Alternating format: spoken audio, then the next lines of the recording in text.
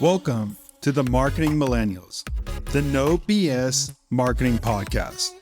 I'm Daniel Murray, and join me for unfiltered conversations with the brains behind marketing's coolest companies.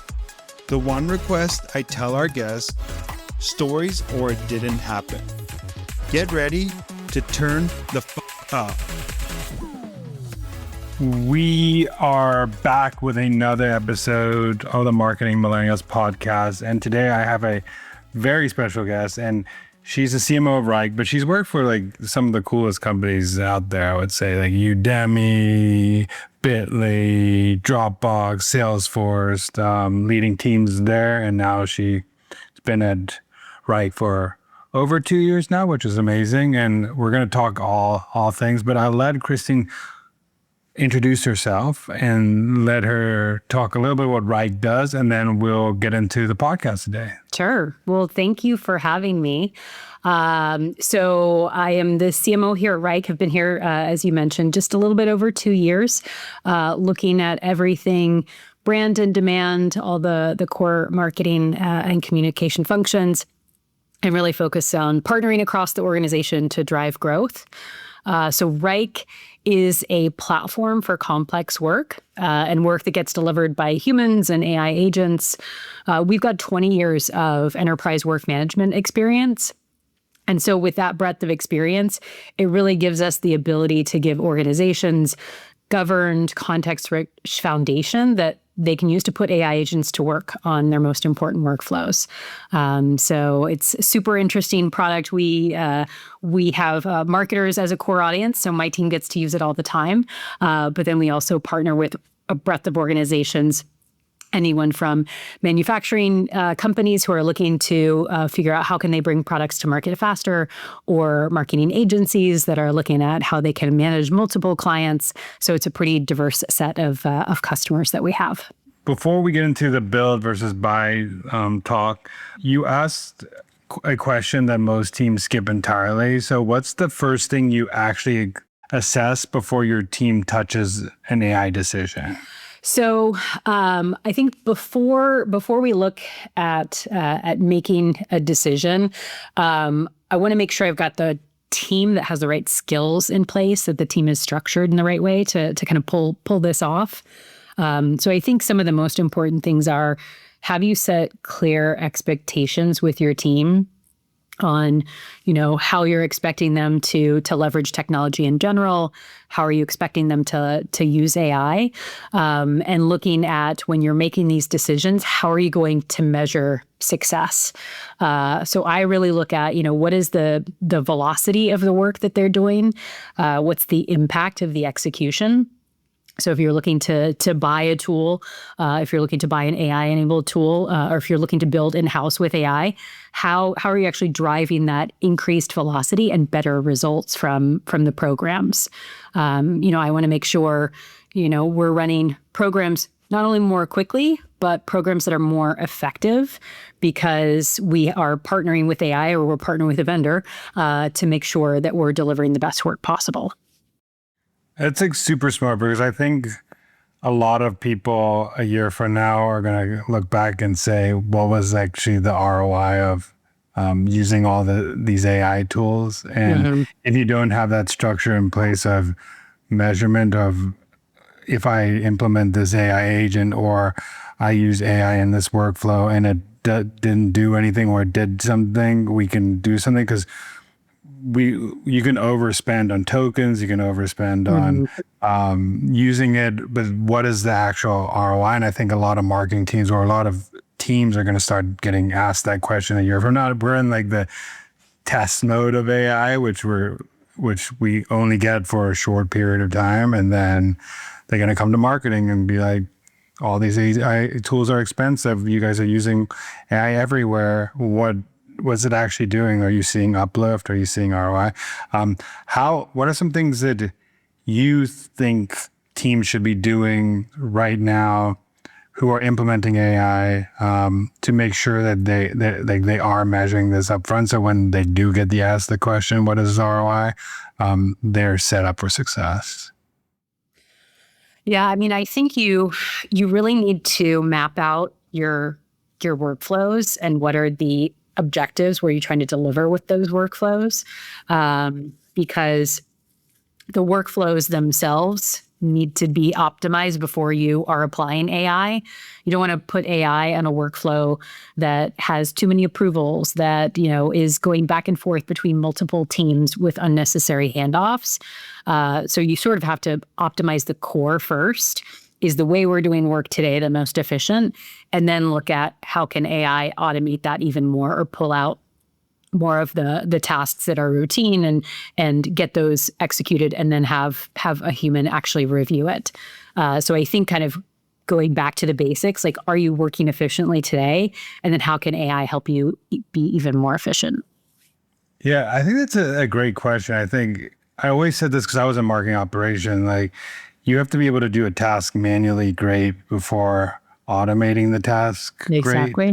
And if you don't know what great looks like, AI is not going to tell you what great looks like. You're the taste layer of whatever AI is going to produce. And I think that's such a good point that people just think that AI can solve, and I can hire a marketer with AI, and they don't have a marketer in house, and they don't know what good marketing looks like, and they hire an agent, and the agent doesn't do what they thought it was going to do because they have no filtering process or no human insight there. So I think that's super important. I also want to go into, I know this is a big question with all CMOs, but how are you thinking about hiring these days? And then also thinking about like restructuring your team based on like what AI could do for your team? Sure. So, I think that on the hiring piece, from a skills perspective, something that hasn't changed is you're always hiring for curiosity. You want marketers to be always asking the why, always looking at how can they do things a little bit differently for better results. And I think that is super important to leverage AI. You have to be thinking about and not only because the pace of innovation that's happening in the market today, because there are always new models, new examples, new tools. But I think that you've got to have the curiosity in terms of, this is working today, but how could I get it to work, twice as well, or deliver twice the results? I think on the technical side of things, I feel like many marketers have always been technical. We've always been deep in the technology. But really, I think we've got to kind of up our game on the technical side. And again, back to that curiosity, like there's a ton of information out there, best practices being shared either within your team or outside your team, to actually go and figure out how do these tools work. So, looking for the curiosity, looking for the technical skills, but also looking at, where is it that in, the interview process, the job description, I can make sure I'm being really transparent about how I'm expecting people to use AI, because it is evolving the way that work gets done. And although I think this is changing, you may run across people who, aren't able to use AI in their companies. I don't think that happens as much in tech, but outside of tech, in that case, are people using AI in their personal life? Are they experimenting with it, even if they are not, allowed, or their security teams won't let them use it inside their company? And what I look at is, the first kind of dedicated, I'll say, hire or internal transfer that I looked at was I needed someone who could help to drive this transformation across the team and using more AI.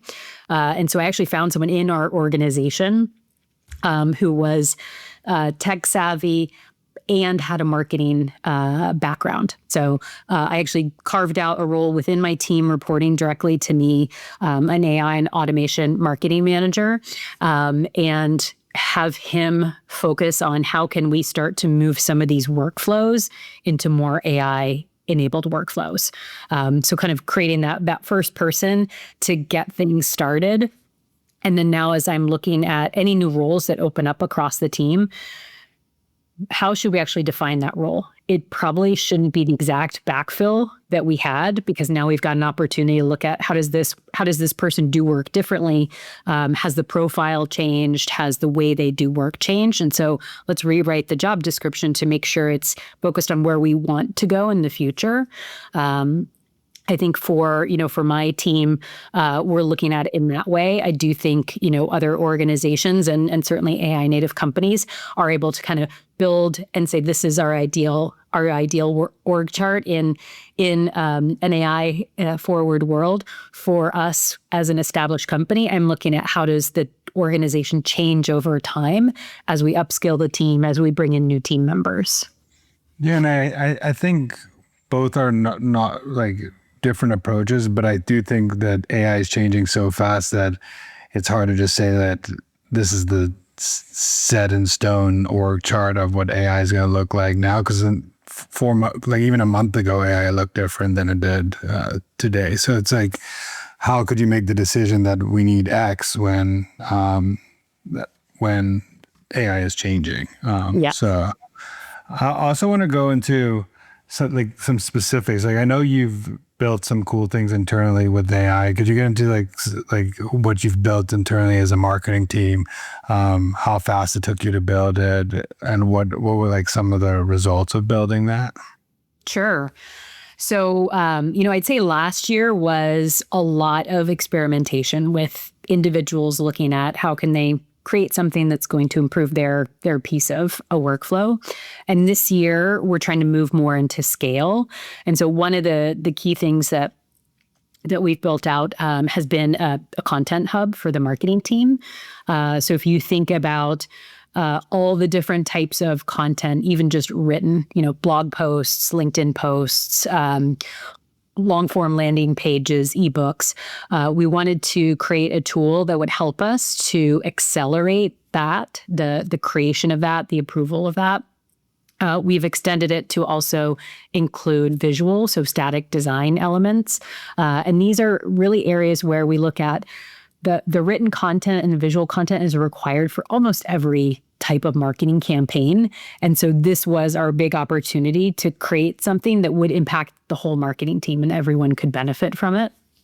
So we, that AI and marketing automation manager, created this central place where we have input all of our personas, our messaging, all of our style and brand guidelines, and built the governance around it too, in terms of how do we make sure that if you're creating, a piece of content that is going out on the website, that if there's something we need to adjust, we can update that page.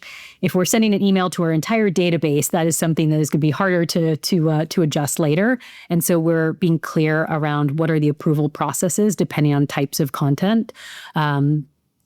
But if you take a look at some of the results so far, we've really seen a lot of very specific measurable gains. And a couple examples, if you think about our SEO article creation, we were able to move a process of creating one article from 3 to 4 days that included a full day of SEO research. It now takes 7 to 10 hours. So the team can get it done in a single day. So we're saving, 65% of the time needed to create an article. And so that is really a 3 to 4x multiplier for the team. So that same team can actually deliver 25 articles a month versus 8 articles a month. So that's just, one example where we're able to get a lot more done on the SEO article side of things. It's also impacting other formats. So our case studies, that writing has dropped from 3 days to 2. So have seen a meaningful ability to get more of those customer success stories out there. And our email campaigns went from 2 days to half a day.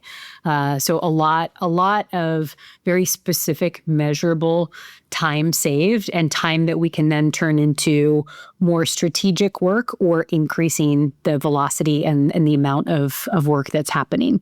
Yeah, that's super cool. I've always said that's like one of the biggest wins marketers could have is, especially established companies or companies that have been writing for a long time. Like you have so much words out there and documents out there and articles out there where you could have it stored in one place where AI knows. You can create those guardrails, like you said, the governance. You could create that brand voice. So people could either pull a quote from an article, go find an article, could like create something in the right tone that we want for an email and stuff like that. Obviously, it's not gone to like 2 hours because you need that human element to make sure that it sounds great. The links are right.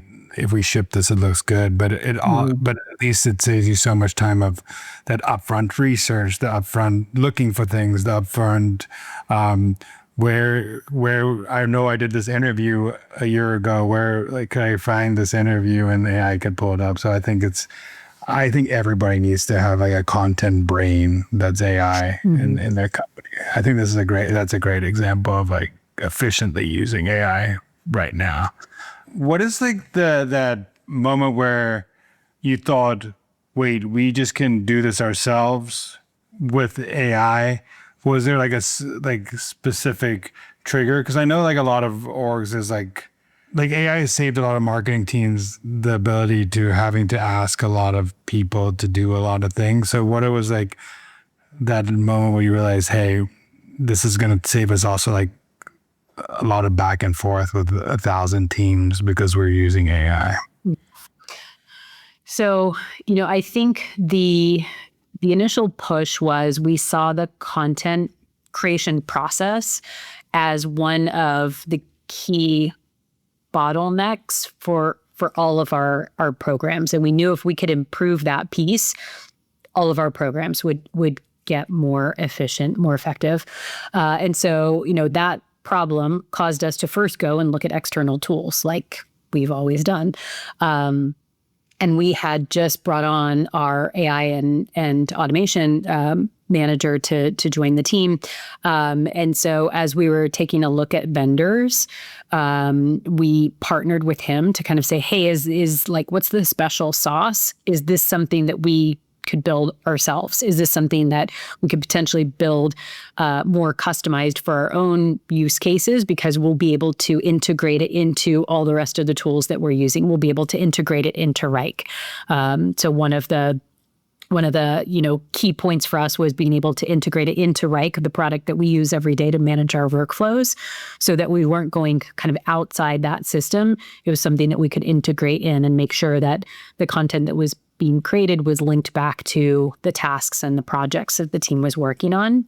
And so, that partnership with this person on my team, he knew what was technically possible. He had a technical background. He also had a marketing background. We pulled him out of our digital marketing team. And so he was able to kind of take those two pieces of his experience to kind of say, okay, I know what the most important parts are. And I know what's possible to build with AI tools in general, with our current stack.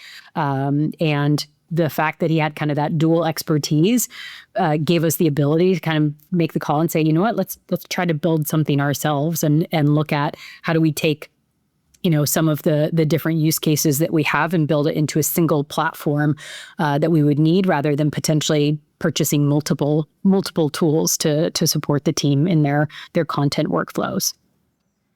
That's awesome. I think I know they used to be like, people used to say T-shaped marketer, but like having a table-shaped marketer where you have like someone who can be great at two things, like someone who gets marketing and also is technical.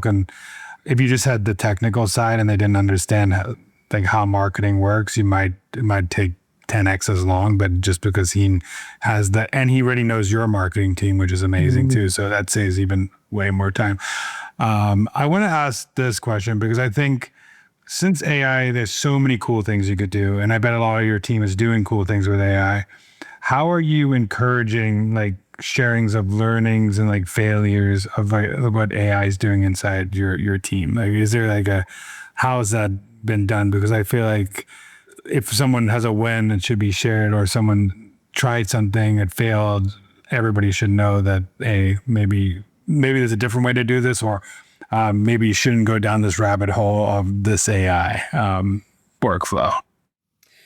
So we absolutely encourage the teams to share, whether that is posting new use cases and learnings on our Slack channels, or we have specific time carved off in my monthly marketing all hands, where we take a couple of key examples and have the teams come in and share with themselves what did they build.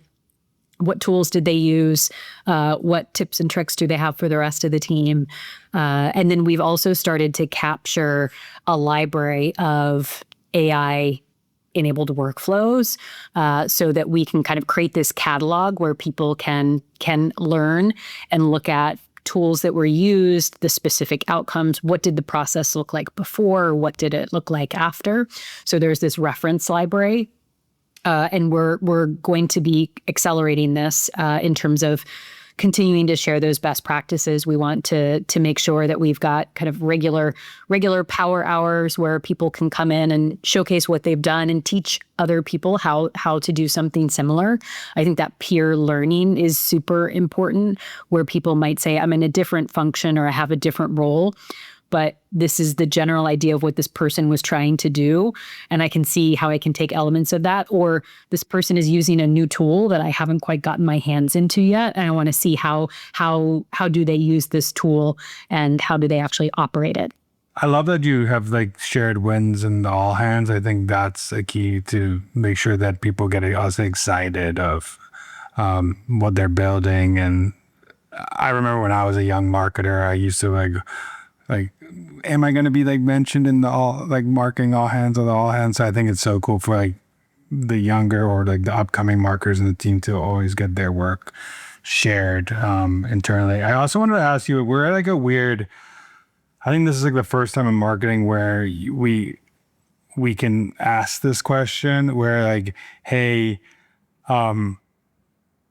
when I want to do something in marketing, like, should I build it internally or should I go look and buy it? I think before we were like leaning on the side of, hey, could we find a tool that someone made to do this? But now there are AI tools that could spin things up that can be really good. And if you partner with engineering and company, you could spin it up really fast. So how do you weigh that decision internally? You have hey, I need to go, let's go buy a new tool to solve this problem, or hey, let's just build it internally because it'll be better for us. And if we build it internally ourselves, because we know how our structure is. Mm-hmm, mm-hmm.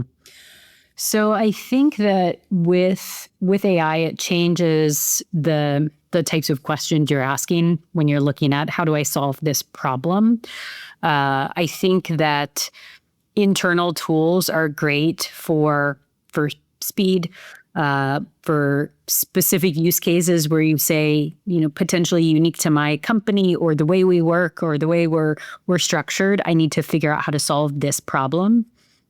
I think when you look at buying tools, you need to look at where do you need to have governance in place, and you need to make sure that you've got clarity and tracking around approvals. When you look at enterprise size customers, where you're really operating at scale, and if something goes wrong, you need a trusted vendor team to support you.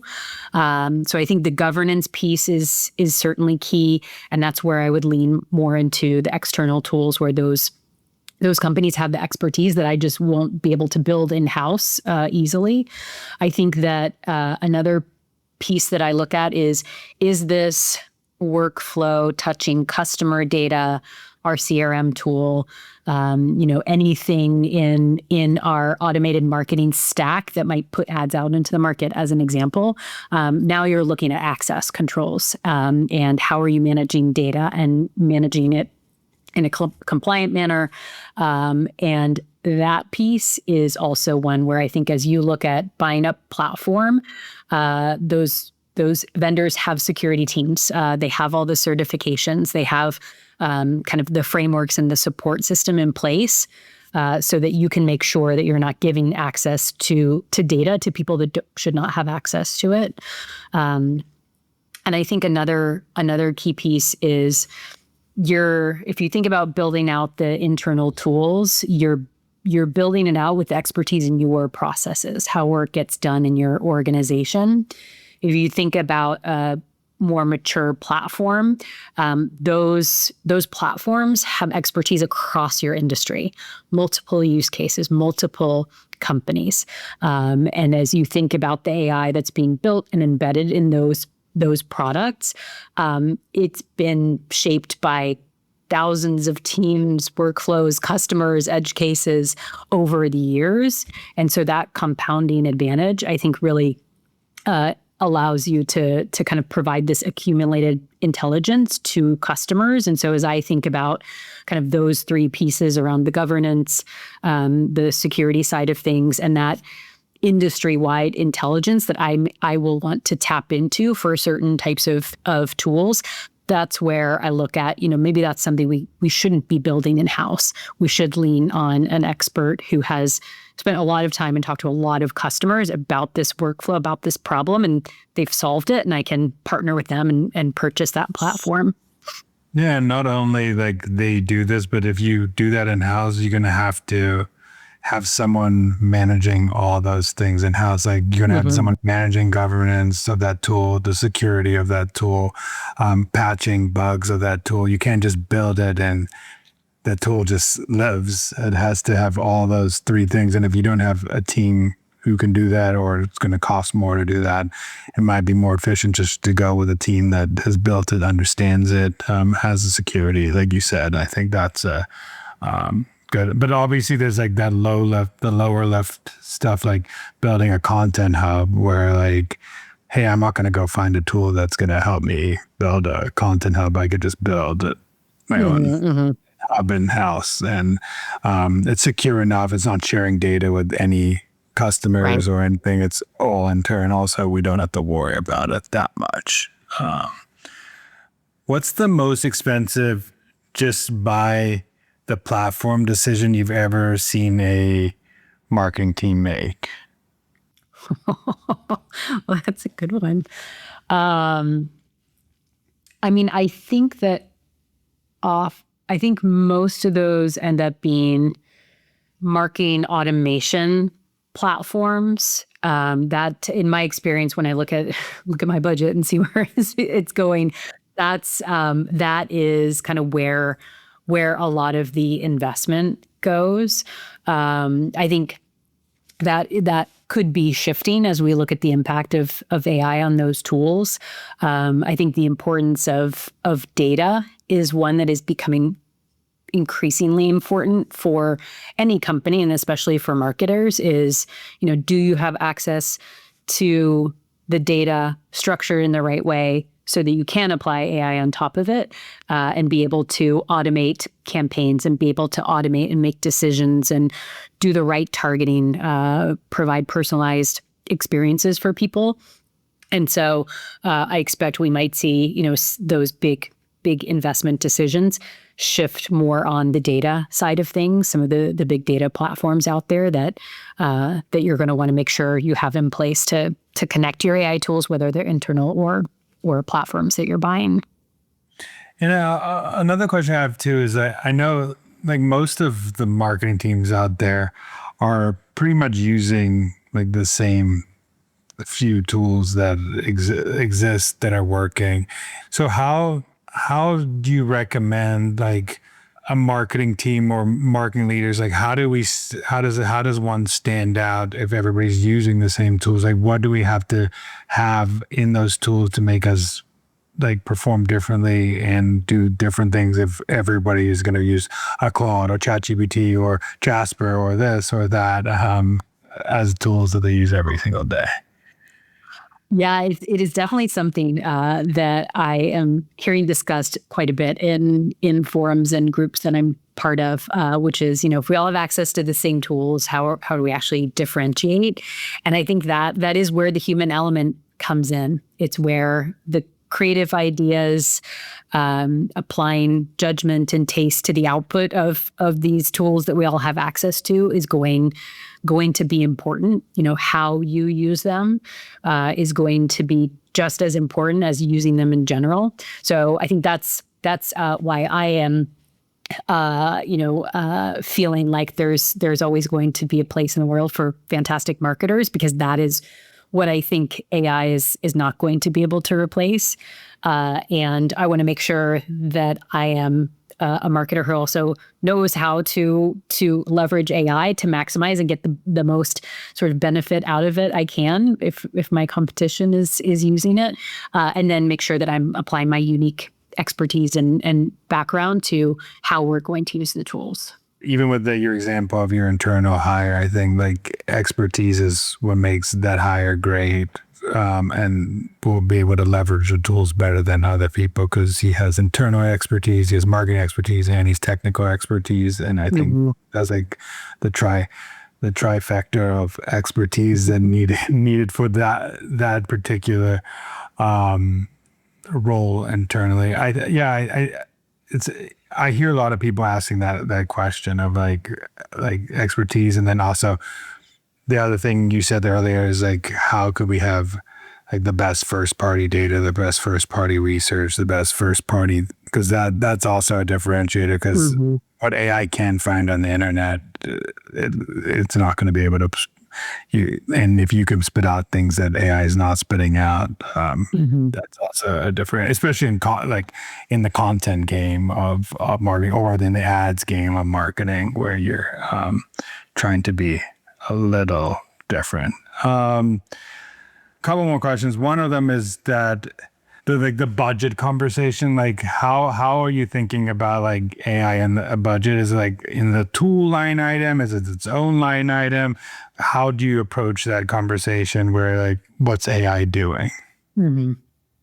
So I would say right now, if I had to bucket it into an existing item, I'd say it's a tool, it's a technology. But I think that we're probably going to have to carve it out as like its own dedicated category, just because it's not a seat-based pricing model. It's not something that I can say, I know I'm going to spend this much on it this year, especially in the phase that we are, where people are starting to figure out the power of it, and how much we're spending on the usage now is probably going to increase significantly in the future. And so I'll need to work with finance to kind of look at the forecasting element of it, especially for this year. And then as we go into next year, hopefully I'll have a better baseline in terms of forecasting that spend. But back to what we talked about earlier, I think it is that, what is the impact that I'm getting from that spend?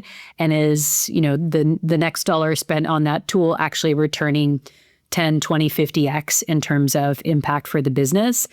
And it's almost like program spend. I'm willing to spend more on a program or paid advertising or an event if I get better ROI out of it. And I think of AI in the same way. If I'm getting better ROI out of it, I'll spend more on it, and I'll have the discussion with finance on, how do we forecast that? Maybe we have some buffers quarter by quarter as we see the spend on that go up. But, in the end, if the ROI is there, then I think that helps to justify the case for that becoming a bigger and bigger line item. And for any like marketing leaders or like marketers listening, since there's so much going on in the AI space and so much like noise in the AI space, like how are you like learning AI? Like sometimes there's so much noise that you can have this like decision paradox where to start. You can have, should I start using like Claude Cowork? Should I like start using Claude Code? Should I use ChatGPT Codex? Should I use this? Should I use this? And it's like, I have to learn all these things. So where does your starting point go, and how do you learn AI? So for me personally, I started off with just experimenting across all the tools that we had enterprise licenses for in-house, and looking at where am I getting better kind of answers or results. I don't think there's going to be one tool that I would center on and say, this is the only tool that I use. I think there are going to be different platforms that I use for different purposes. What I do want to do is make sure that as we're getting the learnings, not only from me, but really from my teams who are be able to experiment a lot across a lot more, how can we center on this is the right tool for us to focus on for content creation or for this particular workflow? I would say, I get my personal learnings from various communities that I'm part of. There's some communities who will put on an AI boot camp for CMOs, or they'll put on a workshop where they'll say, come in with your biggest questions on AI, and we're going to brainstorm as a team. So I learn a lot from my peers. I'd say also the big LLM vendors out there, they are invested in making sure you know exactly how and how deeply you can use their tools. So some of them have great kind of ramp ups in terms of, here's the set of courses you should take for marketers, or here's the set of courses you should take for leaders. So I think leaning on some of the vendors too to capture learning. I know that there are a number of kind of paid resources out there too if you want to get access to paid courses. I haven't gone down that route yet, but I think there's probably a lot of experts out there who are trying to construct learning for people who are in different functions or different roles. Yeah, the peer-to-peer one is always the one I found best because they're probably in the same shoes as you or have similar problems or similar issues. Last question I have for you, because I ask everybody in this podcast, what's a marketing hill you would die on? Oh, ultimately, the most important thing marketing can do is help to drive company growth. Whatever attribution system you use points to marketing or sales or partner, in the end, that really doesn't matter to me. I just want to make sure we're driving growth for the company and being as helpful as possible. So I look at attribution as kind of like, check, we're done. Now let's move on to the work. Let's not haggle over credit over certain things. So I really think it is about driving growth for the business and value for the customer, because we do want to make sure that as we're marketing, we're getting the right product in front of the right buyers who are going to see value out of it and continued value and be our partners for a long time. I think I'm glad you said both, because I think you can get construed growth as actually value, but it's not always like just because you're growing doesn't mean you're always like getting the right customers in the funnel that are going to get value out of your product. So I think those are two good things to put together. Lastly, where could people find what Wrike's doing, what you're doing, your journey, all that good stuff? I would say, follow me on LinkedIn, follow Wrike on LinkedIn and our various social channels. We always try to share helpful information, examples from our customers, trends, what we're seeing in the market. So sort of all the social channels are a great place to start. Well, thank you so much for coming on. This has been super helpful, and I know a lot of people are going to get some value out of it. So thank you for coming on. Well, thanks for having me.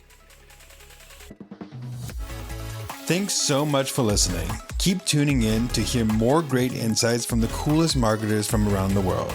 If you haven't already, make sure to subscribe and follow the Marketing Millennials podcast on Apple Podcasts, Spotify, YouTube, or wherever you get your podcasts. And if you like what you hear, I would greatly appreciate you giving us a 5-star rating. It helps bring more marketers into our community.